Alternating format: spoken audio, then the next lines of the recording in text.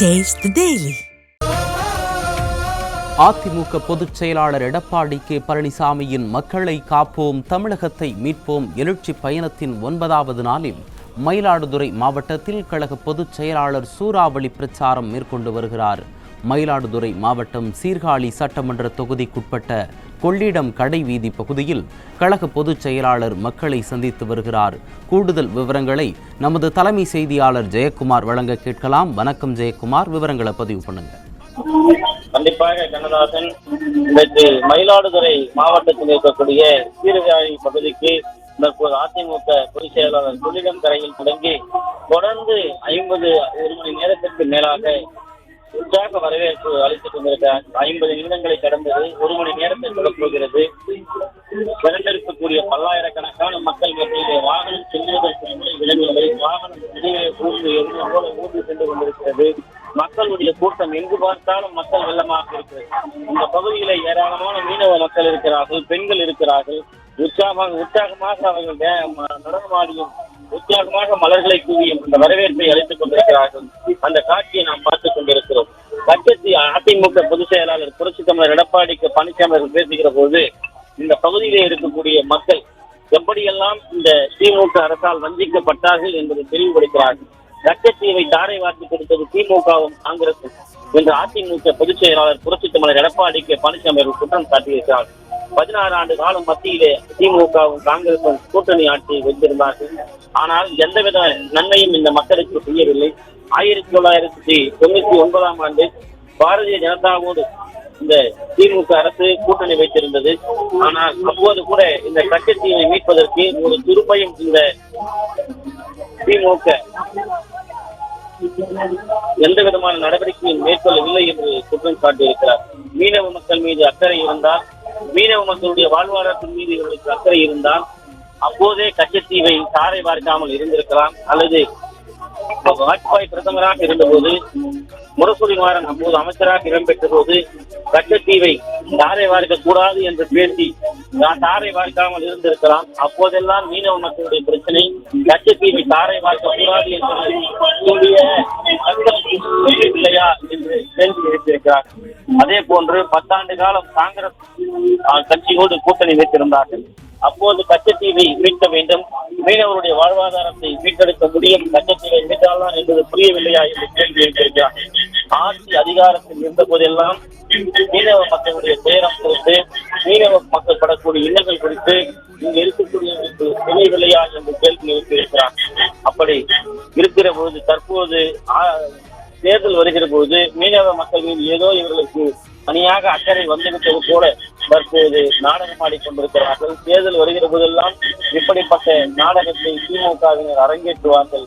அவர்களுக்கு தக்க பாடத்தை, சரியான பாடத்தை நீங்கள் புகற்ற வேண்டும் என்று அதிமுக பொதுச் செயலாளர் புரட்சி தமிழர் எடப்பாடி கே பழனிசாமி அவர்கள் தெரிவித்திருக்கிறார். உண்மையிலேயே கொள்ளிடம் ஆற்றில் தொடங்கி இந்த கடைவீதியும் தாண்டி தற்போது அந்த சீர்காழி பேருந்து நிலையத்தை இன்னும் சில கிலோமீட்டர் தொலைவிலே அடையவிருக்கிறோம். எங்கு பார்த்தாலும் மக்கள் வெள்ளம், எங்கு பார்த்தாலும் மக்கள் வெள்ளம், எங்கு பார்த்தாலும் பெண்கள், எங்கு பார்த்தாலும் இளைஞர்கள், எங்கு பார்த்தாலும் மனித தலைகளாக காட்சியளிக்கிறது. உண்மையிலேயே நாம் காணுகிற இந்த காட்சி கோடான கோடி மக்களுடைய காட்சி போல மிக பிரம்மாண்டமான அளவிலே பல்லாயிரக்கணக்கான மக்கள் இங்கே திரண்டிருக்கிறார்கள். பெண்கள் இங்கே திரண்டிருக்கிறார்கள். உற்சாக வரவேற்பினை அளித்துக் கொண்டிருக்கிறார்கள். குறிப்பாக மீனவ மக்களுக்கு இயற்கை பேரிடர் காலங்களிலே அவர்கள் அந்த துறைமுகத்திலே அந்த படகுகளை படகுகளை விட்டு விடுகிறார்கள். இயற்கை பேரிடர் மூலமாக படகுகள் அந்த கடலிலே போய்விடுகிறது. அந்த வலைகள், மீன்பிடி வலைகள் சேதாரம் அடைகிறது. அந்த காலகட்டத்தில் அவர்களுக்கு உரிய நிவாரணங்கள் முறையாக வழங்க வேண்டும். அதிமுக ஆட்சி காலத்தில் வழங்கப்பட்ட நிவாரணத்தை கூட திமுக ஆட்சி காலத்திலே அப்படி முழுமையான நிவாரணங்கள் வழங்கப்படவில்லை என்கிற ஒரு குற்றச்சாட்டை அவர்கள் முன்வைக்கிறார்கள். அதே போன்று இந்த மீனவர்கள் மீன்பிடி தடைக்காலம் 45 நாட்கள் இருக்கிறது. அப்போது அவர்களுக்கான அந்த வாழ்வாதாரத்தை மீட்டெடுக்கக்கூடிய வகையிலே அவர்களுக்கு தேவையான அந்த அந்த அந்த உதவிகளை இந்த அரசு செய்ய வேண்டும். மானிய விலையிலே வழங்கக்கூடிய டீசலை முழுமையாக வழங்க வேண்டும். இப்படி பல்வேறு கோரிக்கைகளை அவர்கள் வைத்திருக்கிறார்கள். இவற்றையெல்லாம் திமுக அரசு செய்து தருவதாக தேர்தலுக்கு முன்னால் எதிர்க்கட்சி தலைவராக இருந்தபோது மழுப்பு வார்த்தைகளையும் பசப்பு வார்த்தைகளையும் பேசி வாக்குகளை பெற்றவர்கள் இன்றைக்கு எங்களை திரும்பியே பார்க்கவில்லை. மீனவ மக்களுடைய துயரை துடைக்க வேண்டும் என்றால் நீங்கள் தான் வர வேண்டும் என்கிற அந்த எழுச்சியோடு இங்கே அந்த பரதவ சமூகத்தைச் சேர்ந்த மீனவ சமூகத்தைச் சேர்ந்த ஏராளமான மீனவர்களும் பெண்களும் இங்கே குழுமி இருக்கிறார்கள். அந்த காட்சியை நாம் பார்க்க முடிகிறது. அனைத்து இந்திய அண்ணா திராவிட முன்னேற்ற கழகத்துடைய பொதுச் செயலாளர் புரட்சி தமிழர் எடப்பாடி கே பழனிசாமி அவர்கள் வாகனம் ஏறக்குறைய 1 மணி நேரத்திற்கு மேலாக ஊர்ந்து தவழ்ந்து வந்து கொண்டிருக்கிறது.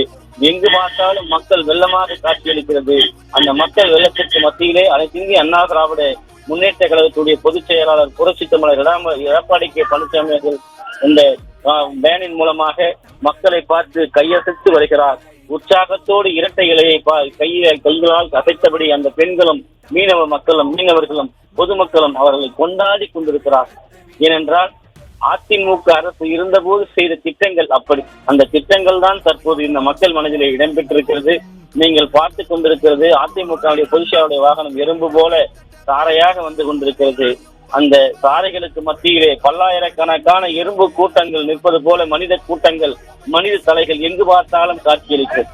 அவ்வளவு பிரம்மாண்டமான ஒரு எழுச்சியான வரவேற்பு இந்த கொள்ளிடம் கரையிலிருந்து கடை வீதியை கடந்த பிறகு தற்போது மிகப்பெரிய அளவிலே பல கிலோமீட்டர் தொலைவிற்கு இந்த உற்சாக வரவேற்பினை இந்த பகுதியில் இருக்கக்கூடிய மக்கள், குறிப்பாக ஆனைக்காரன் சத்திரம் வந்துவிட்டோம். கொள்ளிடம் கரையில் தொடங்கிய இந்த உற்சாக வரவேற்பு ஆனைக்காரன் சத்திரம் என்கிற பகுதிக்கு வந்துவிட்டோம். இவ்வளவு தூரமாக எவ்வளவு நேரமாக அந்த எழுச்சி குறையாமல் சாலை முழுவதுமாக மனிதர்கள் கூடி ஒரு உற்சாக வரவேற்பை கொடுக்கிறார்கள் என்றால் இந்த எழுச்சியை நீங்கள் எப்படி பார்க்கிறீர்கள் என்றால் 2026 நாங்கள் அதற்கு பதில் சொல்வோம் என்கிறார்கள் அந்த மக்கள். இந்த உற்சாக வரவேற்போடு அடுத்ததாக சீர்காழி பேருந்து நிலையத்தை நோக்கி அனைத்து இந்திய அண்ணா திராவிட முன்னேற்ற கழகத்துடைய பொதுச் செயலாளர் புரட்சி தமிழர் எடப்பாடி கே பழனிசாமியுடைய வாகனம் சென்று கொண்டிருக்கிறது. அங்கே இருக்கக்கூடிய பேருந்து நிலையம் அருகே திரண்டிருக்கக்கூடிய பல்லாயிரக்கணக்கான மக்கள் மத்தியிலே பேசவிருக்கிறார்கள். குறிப்பாக முன்னாள் அமைச்சர் OS மணியன் அவர்கள் இந்த பகுதிக்கு வரவிருக்கிறார், அந்த பகுதியில் இருக்கிறார். அதே போன்ற மாவட்ட செயலாளர் பவுன்ராஜ் என ஏராளமானோர் இந்த உற்சாக வரவேற்பிலே அதிமுக பொதுச் செயலாளர் கொடுத்திருக்கிறார்கள். இங்கு திரண்டிருக்கக்கூடிய மக்களும் இந்த உற்சாக வரவேற்பினை வழங்கி இருக்கிறார்கள். மனிதர்கள் இந்த சீர்காழி முழுவதும் இருக்கக்கூடிய மக்கள் இங்கே திரண்டு இந்த உற்சாக வரவேற்பினை அழைத்துக் கொண்டிருக்கிறார்கள். அந்த காட்சிகளை நாம் பார்த்து கொண்டிருக்கிறோம். இந்த பகுதியில் திரண்டெழுந்து இந்த பகுதியே குலுங்குகிற அளவிற்கு இந்த வரவேற்பு என்பது தற்போது நிறைவடைய இருக்கிறது. அடுத்து மயிலாடுதுறை பேருந்து நிலையம் நோக்கி அதிமுக பொதுச் செயலாளருடைய வாகனம் செல்லவிருப்பது குறிப்பிடத்தக்கது.